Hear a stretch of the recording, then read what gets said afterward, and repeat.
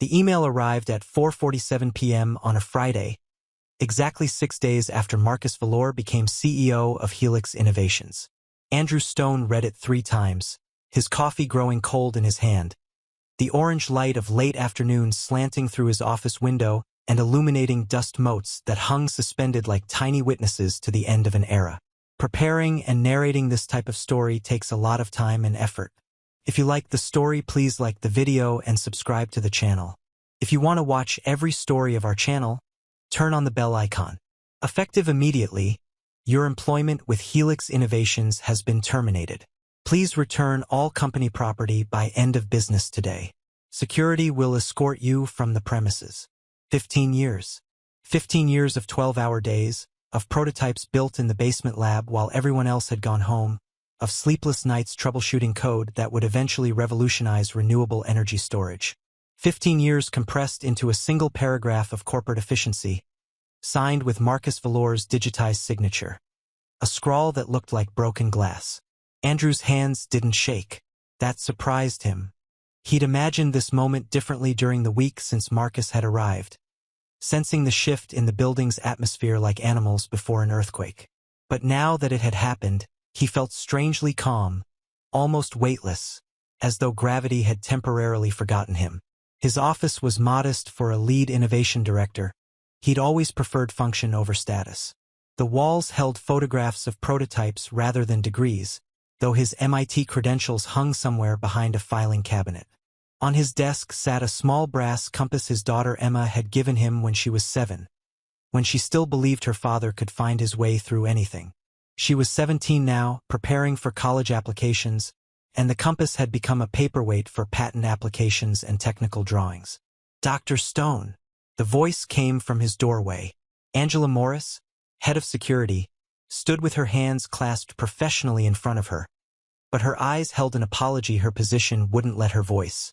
They'd worked together since she'd started 5 years ago, had shared countless conversations about her son's robotics team, which Andrew had mentored. "It's all right, Angela," Andrew said, standing. "Just following orders." "I have to walk you down," she said quietly. "New protocol from upstairs." Andrew nodded, beginning to gather personal items. The compass went into his leather messenger bag, the one Sarah had bought him for their 10th anniversary, back when his wife still believed the company valued loyalty over quarterly earnings. A framed photo of Emma at her 8th grade science fair, holding the trophy she'd won for a project Andrew had helped her design. His grandfather's fountain pen, which he'd used to sign every patent application. "Can I ask you something?" Angela said as Andrew unplugged his laptop. "Is it true what they're saying? That Mr. Vellore is cleaning house?" "Seems that way," Andrew replied, carefully wrapping his laptop cord. "Though I suspect I'm just the first." The walk through Helix Innovations felt like a funeral procession through his own life. Past the engineering bullpen where he trained 3 generations of developers, past the prototype lab where the walls still bore scorch marks from an early battery test gone wrong, past the conference room where he'd pitched the modular energy storage system that had saved the company from bankruptcy 7 years ago. Other employees watched from their cubicles, faces carefully neutral, eyes tracking his passage with the kind of wary attention people give to accidents on the highway. Jamie Chun, one of his senior engineers, started to stand, but Andrew gave a small shake of his head. No point in anyone else drawing fire. The lobby had been renovated 6 months ago. All chrome and glass, modern and cold. Nothing like the warm oak-paneled entrance from when he'd first interviewed in 2010. Back then, Helix had been a startup with 12 employees and a dream of changing how the world stored renewable energy. Andrew had been employee number 7, fresh from a postdoc at MIT, eager to build something that mattered. Marcus Vellore stood near the reception desk, speaking with 2 men in expensive suits. Board members Andrew recognized, though he couldn't recall their names. Marcus saw Andrew and Angela crossing the lobby and turned, his expression carefully blank except for something that might have been satisfaction in his eyes. "Dr. Stone," Marcus said, his voice carrying the crisp precision of someone who'd learned English at an elite boarding school. "I trust the transition will be smooth." Andrew stopped, Angela tensing beside him. Up close, Marcus looked younger than his 42 years, his hair perfectly styled, his suit probably worth more than Andrew's monthly salary had been. He'd been brought in by the new majority shareholders, a venture capital firm that had bought controlling interest in Helix 6 months ago, promising to scale the company to its full potential. The transition? Andrew asked mildly. To your replacement. We've hired someone from Tesla's battery division. Fresh perspective, you understand. The company needs to move in a new direction. Andrew felt Angela shift her weight, ready to intervene if needed. But he simply nodded. I understand perfectly, Mr. Vellore. You want to capitalize on the technology without the inconvenience of the people who created it. Something flickered in Marcus's expression. Surprise, perhaps, that Andrew wasn't begging or arguing. It's nothing personal. Simply business. Of course, Andrew said. He adjusted his messenger bag on his shoulder and looked directly at Marcus. Just so you know, the patents for the core modular storage system, the technology that makes up 67% of your current revenue stream, those are in my name. Personal IP from before I signed my employment contract. Always have been.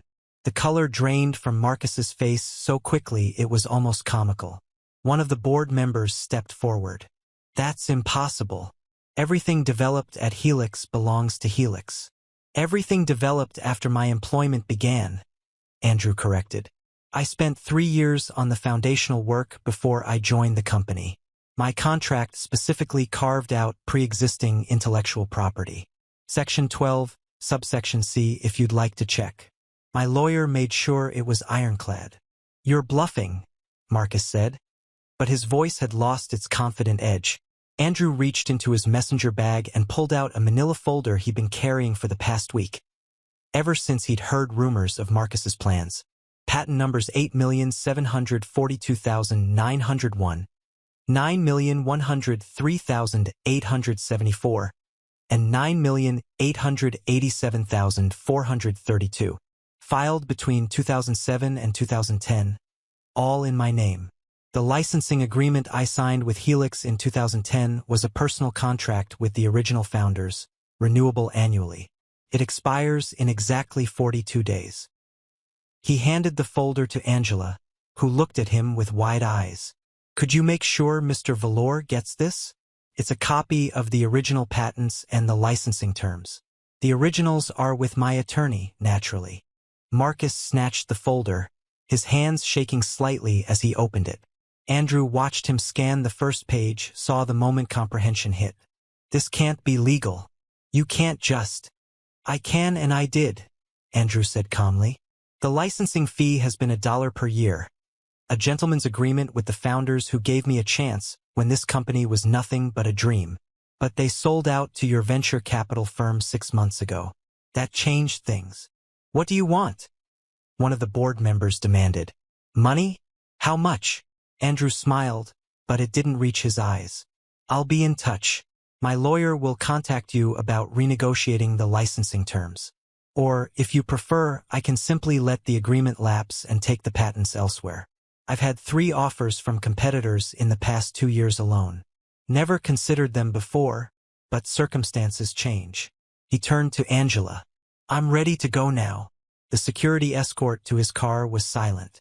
Angela didn't speak until they reached Andrew's 10-year-old Subaru in the parking lot. Dr. Stone, did you really? Every word was true, Andrew said, unlocking his car. Though I'd appreciate it if that stayed between us for now. They're going to fight you. Let them. Andrew opened his car door, then paused. Angela, if I were you, I'd start looking for a new job. Marcus is going to tear this company apart. And when he realizes what those patents are worth, things are going to get ugly. Andrew drove home on autopilot, his mind already 3 moves ahead. The house was empty when he arrived. Sarah was at her book club, Emma at soccer practice.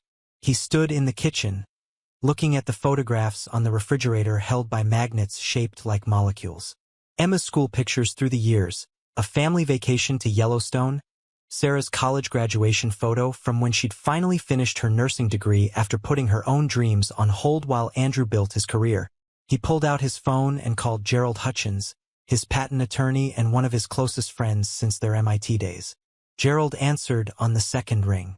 Tell me you didn't actually do it, Gerald said without preamble. He fired me by email, Gerald.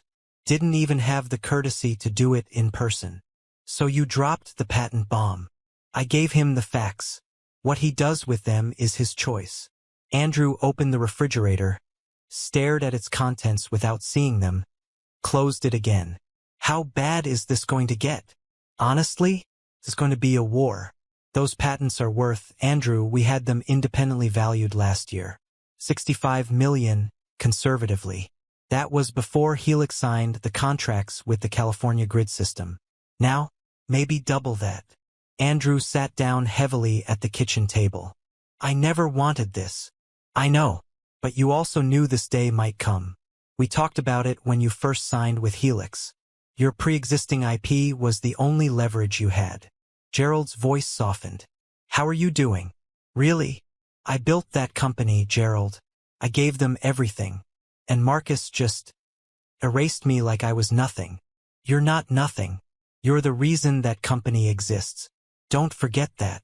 After they hung up, Andrew sat in the darkening kitchen, watching shadows lengthen across the floor. He'd known Marcus was dangerous from the moment they'd met a week ago.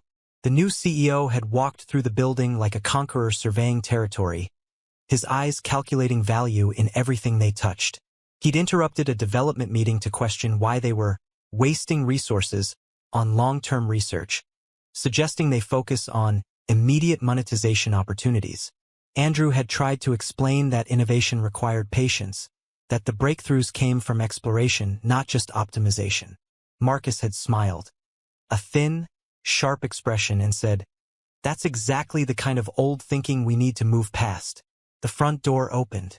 "Dad." Emma's voice, bright with youth and unaware of the small apocalypse that had occurred that afternoon. She appeared in the kitchen doorway, soccer bag slung over her shoulder, her dark hair pulled back in a ponytail, Sarah's eyes in Andrew's face. "Why are you sitting in the dark?" Andrew turned on the light. "Just thinking. How was practice?" "Coach says I might make varsity next year." She dropped her bag and went to the refrigerator. Mom texted. "She'll be home late. Want to order pizza?" "Sure." Andrew watched his daughter move through the kitchen with the casual confidence of someone who still believed the world was fundamentally fair, that hard work was rewarded, that doing the right thing mattered. He wanted to preserve that innocence as long as possible. "What's wrong?" Emma asked, turning to look at him with that unsettling perceptiveness that had been appearing more frequently as she grew older. "I got fired today." Emma froze, a water bottle halfway to her lips. "What? Why?" "New management. They wanted to go in a different direction." "But you're the best thing about that company. You invented half their stuff." The outrage in her voice made Andrew smile despite everything. "It's complicated, Em." She set down the water bottle and came to sit across from him. "Are we going to be okay? Like, financially?" The question hurt because it revealed how much she'd been paying attention to adult conversations, worrying about things 17-year-olds shouldn't have to worry about. "We're going to be fine. Better than fine, actually. I have some assets that the company needs. We'll figure it out." "You mean the patents?" Emma said it matter-of-factly. "I heard you and Mom talking about them last year, after the new investors came in. You were worried they'd try to claim them." Andrew shouldn't have been surprised. Emma had inherited his analytical mind and Sarah's emotional intelligence. A formidable combination. "You were eavesdropping. The kitchen vent connects to my room. I can't help it if sound travels." She reached across the table and took his hand. "Dad, I know you loved working there, and I know you built something important. But if they're too stupid to see what they have, that's their loss." "When did you get so wise?" "I have excellent teachers." Emma squeezed his hand. "Plus, I wrote an essay about innovation ethics for my college applications. Used you as my primary example. Want to read it?" "I'd love to." Sarah came home an hour later to find them eating pizza and reviewing Emma's application essays. She took one look at Andrew's face and knew. "What happened?" "I got fired, and I may have started a corporate war." Sarah sat down, kicked off her shoes, and reached for a slice of pizza. "Tell me everything." So he did. Sarah listened without interrupting, her expression cycling through anger, concern, and finally settling on something that looked like determination. When he finished, she was quiet for a long moment. "I'm proud of you," she finally said. "For getting fired? For standing up for yourself. For not letting them erase 15 years of your life like it meant nothing." Sarah looked at him with the same fierce intensity she'd had when they'd met in college, when she'd been a biology major with plans to change the world and he'd been a physics student who thought he was smarter than he actually was. "You gave that company everything, Andrew. You missed Emma's elementary school plays because you were troubleshooting prototypes. You worked through our anniversary 3 times. You believed in what you were building." "I still believe in it," Andrew said quietly. "That's the part that hurts most. The technology could change everything, reduce carbon emissions, make renewable energy actually viable at scale. And Marcus just sees $signs. Then don't let him destroy it," Sarah said. "Fight for it. Not just for us, not just for the money. Fight because what you built matters, and the world needs people who care about more than quarterly earnings." Emma nodded. "Mom's right. You didn't spend 15 years building something just to let some corporate raider tear it apart." Andrew looked at his wife and daughter, these 2 people who believed in him even when he wasn't sure he believed in himself, and felt something shift inside him. He'd been thinking of this as a disaster, an ending, but maybe it was a beginning. "Okay," he said. "Okay. But if we're doing this, we're doing it right. No shortcuts, no revenge plays. We fight clean, we fight smart, and we fight for what matters." "That's my dad," Emma said, grinning. That night, after Emma had gone to bed, Andrew sat in his home office surrounded by 15 years of work. Prototypes, technical drawings, bound copies of patent applications, photographs of teams he'd built and mentored. He pulled up the original patent filings from 2007, 2008, and 2010, reading through the technical specifications he'd written when he was 30 years old and convinced he could solve energy storage with enough determination and coffee. The work was still elegant, still revolutionary. He developed a modular approach to battery storage that allowed for nearly infinite scalability. Individual units that could be linked together like Lego blocks, each one self-regulating and communicating with the others to optimize charge distribution and heat management.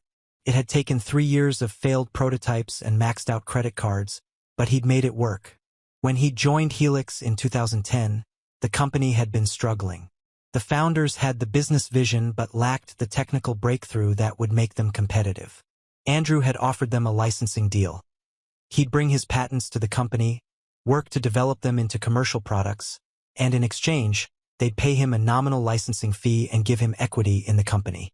It had been a gentleman's agreement, built on trust and shared vision, and it had worked beautifully until the venture capital firm bought the founders out and installed Marcus as their hatchet man.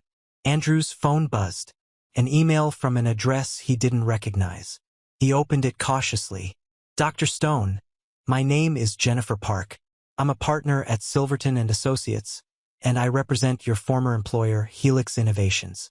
We'd like to discuss a mutually beneficial resolution to the patent licensing situation. Would you be available for a call tomorrow morning?" Andrew smiled. That was fast. He typed a response. "Please direct all communications to my attorney, Gerald Hutchins at Hutchins & O'Neill. I'm sure you'll find him very reasonable." 20 minutes later, Gerald called. "They already contacted me. Jennifer Park is one of the top IP litigators in the state. They're taking this seriously." "Good. What are they offering?" She didn't say yet. Wanted to feel out the situation first. But Andrew, if they're bringing in Park, they're preparing for a fight. She doesn't do negotiations. She does warfare. Then we'd better be ready.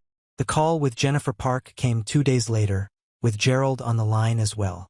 She was professional, precise, and made it clear that Helix considered Andrew's patents to be company property regardless of the dates on the filings.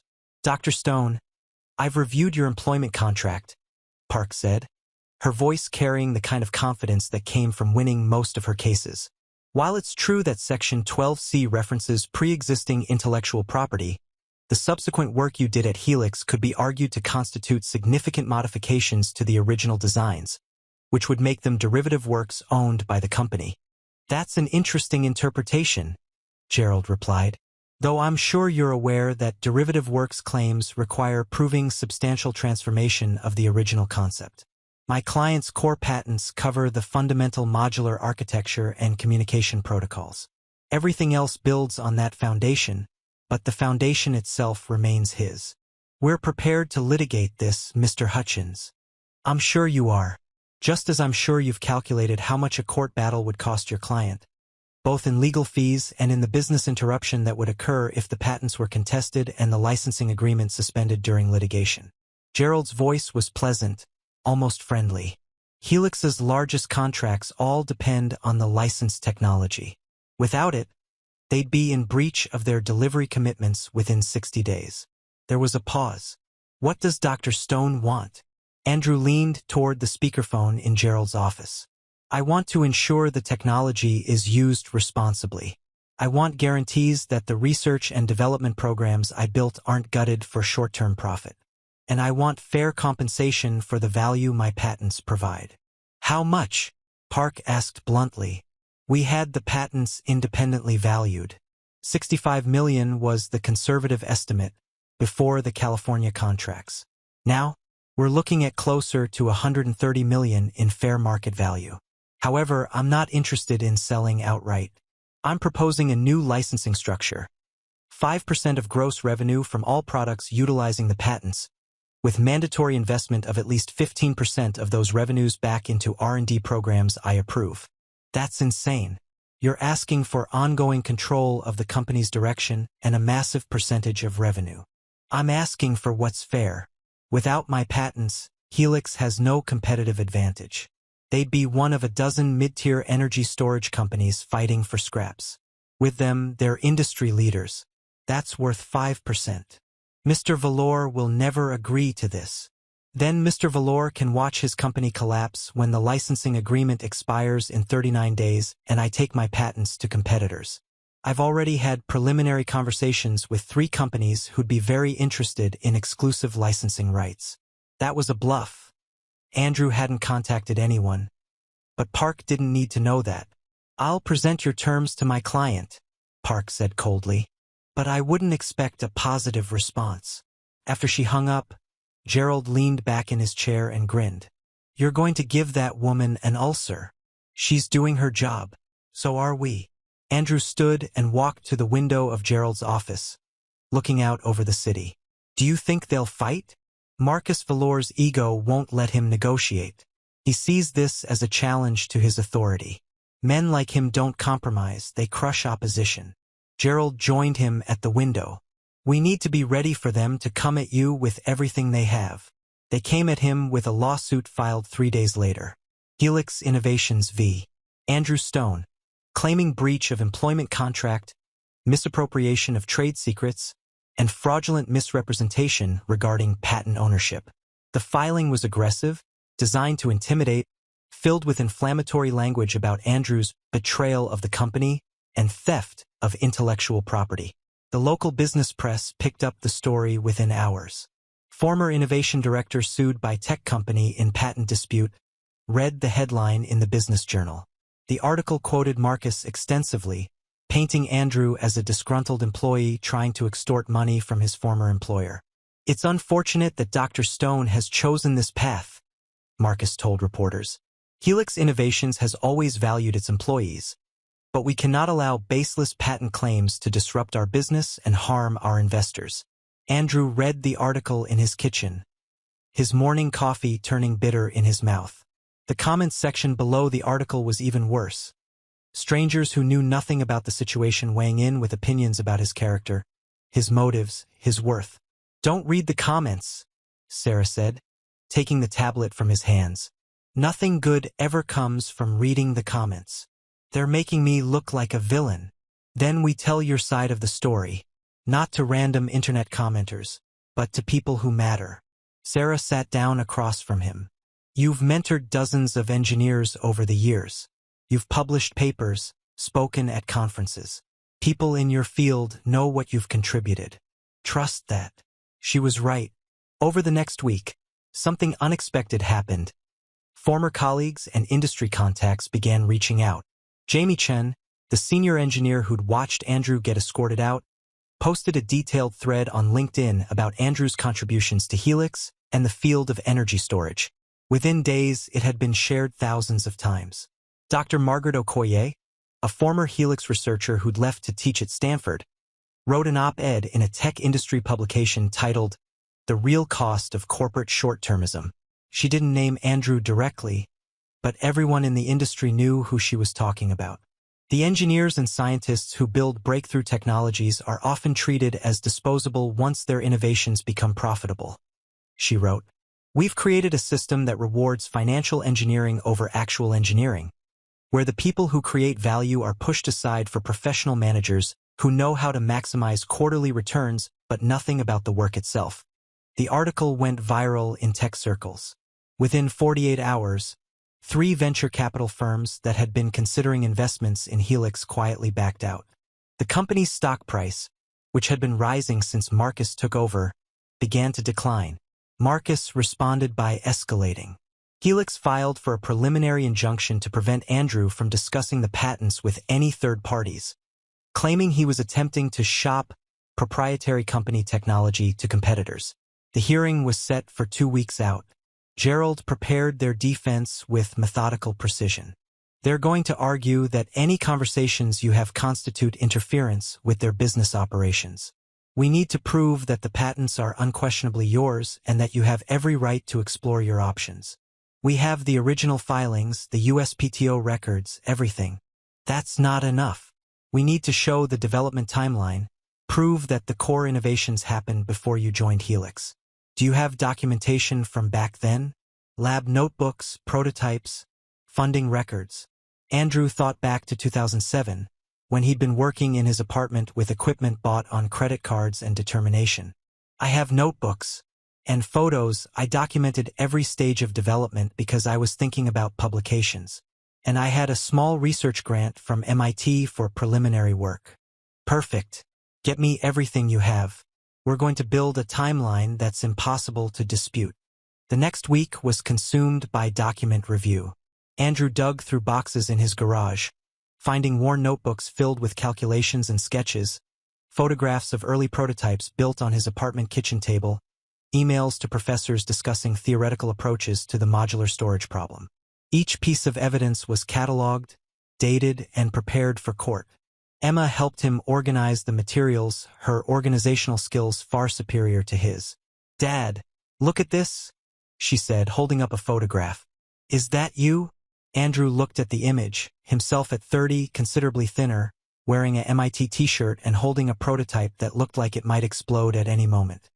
He was grinning with the kind of unself-conscious joy that came from solving a problem everyone said was impossible. "That was the first working model," he said softly. "It caught fire 2 days later, but for about 6 hours it actually worked. You look happy." "I was. I believed I was doing something important." "You were. You are." Emma set down the photograph carefully. "They can't take that away from you, no matter what happens in court." The preliminary injunction hearing arrived on a gray Tuesday morning. The courtroom was small, designed for procedural matters rather than drama, but it felt enormous as Andrew sat beside Gerald at the defendant's table. Across the aisle, Jennifer Park sat with Marcus Vellore and 2 other Helix attorneys. Their combined presence meant to intimidate. Judge Sarah Brennan entered, a woman in her 50s with sharp eyes and an expression that suggested she had little patience for nonsense. "This is a preliminary injunction hearing in the matter of Helix Innovations versus Andrew Stone. Ms. Park, you may present your argument." Park stood, and for 20 minutes, she painted Andrew as a vindictive former employee attempting to sabotage his old company out of spite. She cited the lawsuit, claimed the patents were obviously developed using Helix resources, and argued that any contact between Andrew and competitors would cause irreparable harm to her client. Gerald's response was surgical. He presented the development timeline, the original patent filings, and the employment contract with Section 12C highlighted. He showed photographs of Andrew's apartment workspace, MIT grant documentation, and emails from 2008 discussing the core innovations with academic colleagues, all predating his employment at Helix. "Your Honor, this is not a case of employee theft. This is a case of a company attempting to claim ownership of innovations they had no part in creating. My client developed these patents independently, brought them to Helix under a clear licensing agreement, and has been the driving force behind their commercial success. He has every right to explore his options when that licensing agreement expires. Judge Brennan reviewed the documents in silence. Finally, she looked up. Ms. Park, I've read your filing, and I have to say, it seems rather thin. Dr. Stone's patents are clearly filed in his name, predating his employment. The employment contract explicitly carves out pre-existing intellectual property. What exactly is your legal basis for claiming these patents belong to Helix? Park stood again. Your Honor, while the base patents may have existed before Dr. Stone's employment, the commercial applications developed at Helix constitute significant modifications that build on a foundation he owned. Derivative works require substantial transformation, Ms. Park, not incremental improvements. Do you have evidence of substantial transformation? We believe the totality of the work done at Helix constitutes. Belief is not evidence, Ms. Park. I'm denying the preliminary injunction. Dr. Stone is free to discuss his patents with whomever he chooses. Judge Brennan closed the folder in front of her. Furthermore, I'll note for the record that this lawsuit appears to be an attempt to leverage the legal system to coerce a settlement from someone with legitimate patent rights. If Helix wishes to proceed with this litigation, I suggest you come back with substantive evidence rather than corporate bluster. We're adjourned. Andrew felt the tension drain from his shoulders. Beside him, Gerald was grinning. Across the aisle, Marcus's face had gone white with fury. Outside the courtroom, reporters were waiting. More than Andrew had expected. News of the hearing had spread through tech industry circles, and the case had become something larger than a simple patent dispute. It had become a symbol of the tension between innovation and corporate control. Dr. Stone, do you feel vindicated? One reporter called out. Andrew stopped, considering. Sarah had come to the hearing and stood beside him now, her hand on his arm. I feel relieved that the truth is being recognized. I never wanted this fight. I just want to ensure that the technology one developed is used to make a real difference in the world, not just to maximize short-term profits. What will you do now? Continue to protect my work, and hope that Helix's leadership remembers why this company was founded in the first place, to change how the world stores and uses energy, to make renewable energy viable on a scale that could actually impact climate change. That mission matters more than any court case or any corporate dispute. The hearing changed everything. Within 3 days, 2 board members at Helix resigned, and the venture capital firm that had installed Marcus began making quiet inquiries about settlement options. The stock price continued to fall. Major clients started asking questions about the company's stability and whether their contracts would be affected by the ongoing litigation. Marcus, cornered and desperate, made a critical mistake. He tried to negotiate around Gerald directly, sending Andrew an email proposing a confidential meeting to discuss options like reasonable professionals. Andrew forwarded it to Gerald immediately. That's witness tampering territory, Gerald said when they spoke. He's trying to make a deal without legal oversight, probably hoping to get you to agree to something unfavorable and claim you accepted it voluntarily. Don't respond. Don't engage. But Marcus wasn't done. 2 days later, a story appeared in a business tabloid, unattributed sources claiming Andrew had been difficult to work with at Helix, that his termination had been performance-based, and that the patent dispute was a smokescreen for his own failures. The article was vicious and personal, attacking not just Andrew's professional reputation but his character. It suggested he'd neglected his team, taken credit for others' work, and created a toxic environment in his department. Andrew read it in stunned silence, then immediately called an emergency meeting with his former team members. 8 of them came to a coffee shop that evening, including Jamie Chun, who arrived looking furious. "This is garbage," Jamie said, slamming a printed copy of the article on the table. "I've already drafted a response signed by everyone in the department. Andrew, you were the best manager any of us ever had. You taught us, you protected us from upstairs pressure, you fought for our budgets and our projects. This is character assassination, plain and simple. We're going to send this to every publication that matters, added Marcus Webb, another senior engineer. And we're prepared to testify if this goes to trial. Marcus is the one creating a toxic environment. He's fired 6 people in 3 weeks, all of them from your programs. He's gutting everything you built. The response from Andrew's team was published in multiple industry outlets the next day. 15 engineers, all still employed at Helix, signed a joint statement defending Andrew's character and contributions. It was an act of professional courage that could have cost them their jobs. But they did it anyway. Your former team has more integrity than their current CEO, Sarah said, reading the statements on her tablet. This is what you built, Andrew. Not just technology, a culture of people who care about doing the right thing. The public support changed the narrative. Suddenly, the story wasn't about a disgruntled employee making frivolous claims. It was about a company betraying the innovator who'd made them successful. Tech blogs and industry publications began digging deeper, examining Marcus's background and his track record at previous companies. What they found wasn't pretty. Marcus had a history of taking over companies, slashing costs, boosting short-term metrics, and selling out to larger corporations before the long-term damage became apparent. He was a professional corporate raider, skilled at extracting value but terrible at building anything sustainable. The board finally acted. 3 weeks after the preliminary hearing, Marcus Vellore was removed as CEO. The official statement cited strategic differences with the board regarding the company's direction, but everyone knew the truth. He'd become a liability. The new interim CEO was Dr. Patricia Reeves, one of the original Helix founders who'd stayed on the board after selling to the venture capital firm. She called Andrew personally.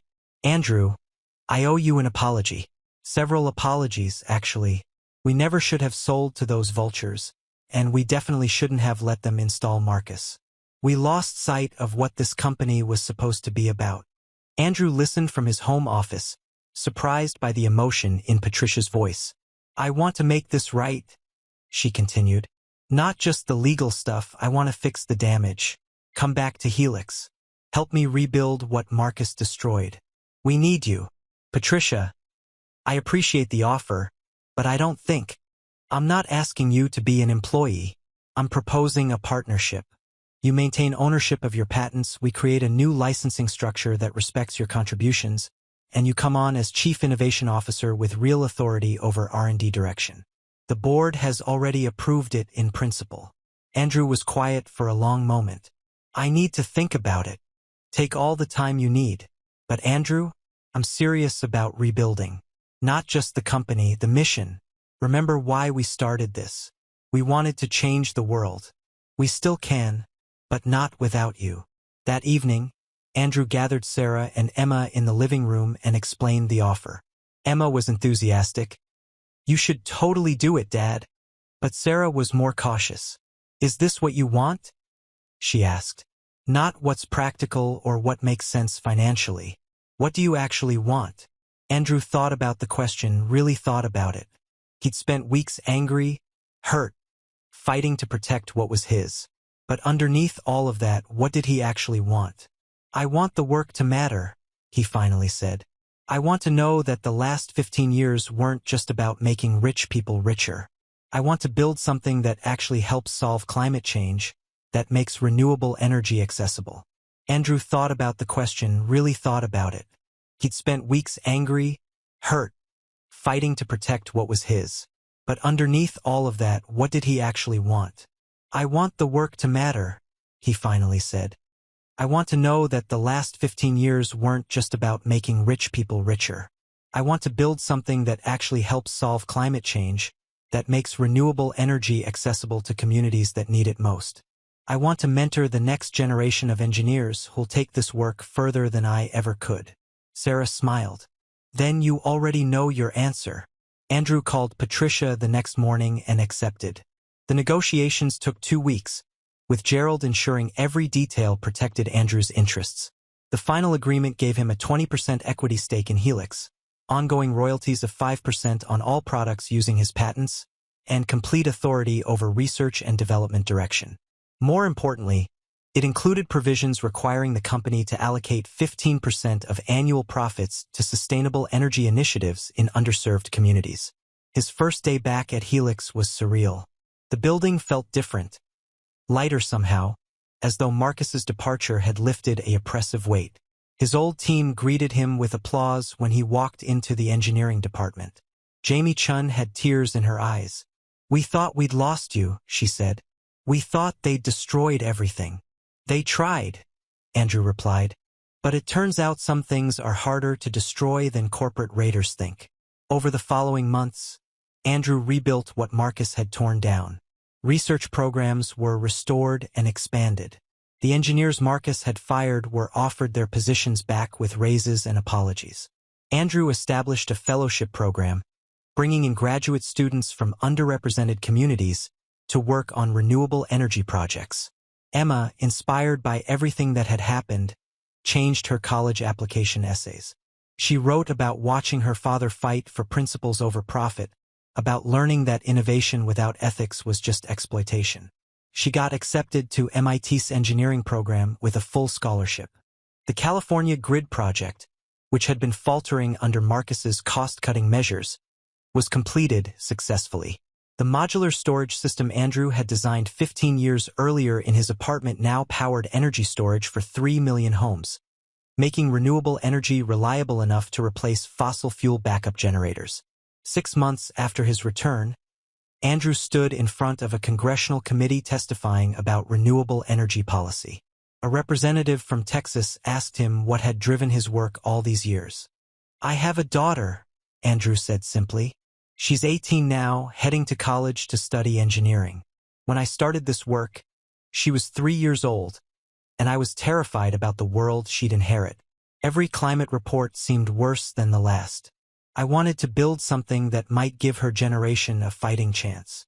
He paused, looking at the assembled politicians. "The technology exists to transition away from fossil fuels. What we lack isn't innovation. It's the will to prioritize long-term survival over short-term profit. Companies like Helix can't do this alone. We need policy support, infrastructure investment, and a recognition that some things matter more than quarterly earnings reports." The testimony went viral. Andrew became an unexpected spokesperson for sustainable technology, speaking at conferences and universities. But he always made sure to credit his team, to highlight the work of other researchers, to remember that innovation was always collaborative. Gerald retired the lawsuit once the settlement was finalized, though not before ensuring Helix paid his legal fees. "That's $400,000 they spent trying to steal what was already yours," he told Andrew over celebratory drinks. "Money they could have spent on research and development."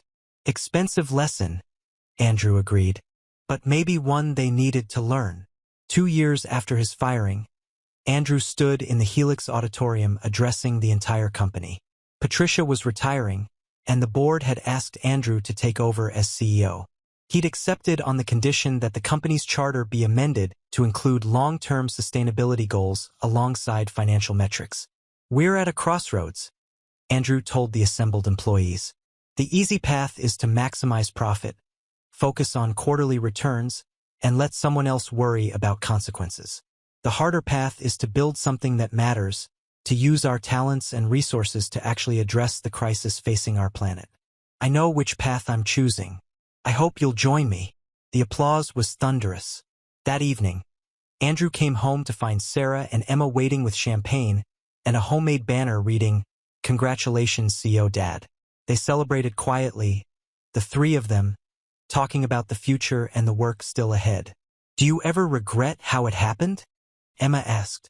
"Getting fired, the lawsuit, all of it?" Andrew considered the question. "I regret the pain it caused. I regret the time it took away from you and your mom. But no, I don't regret fighting for what was right. Some battles are worth the cost. Even when the cost is high, especially then." Andrew looked at his daughter, nearly grown now, preparing to start her own journey into engineering and innovation. He thought about the patents that had almost been stolen, the technology that was now changing how the world stored energy, the team he'd built and rebuilt, the mission that had survived corporate greed. Marcus Vellore had tried to erase him, to reduce 15 years of innovation to a severance package and an escort to the parking lot. Instead, he'd forced Andrew to recognize his own worth, to fight for his contributions, and ultimately to take control of the company's direction in a way he never could have as just an employee. The patents worth $65 million had been his leverage. But what he'd really been fighting for, what had made the battle worth it, was the chance to ensure that his work would be used to build the future his daughter deserved.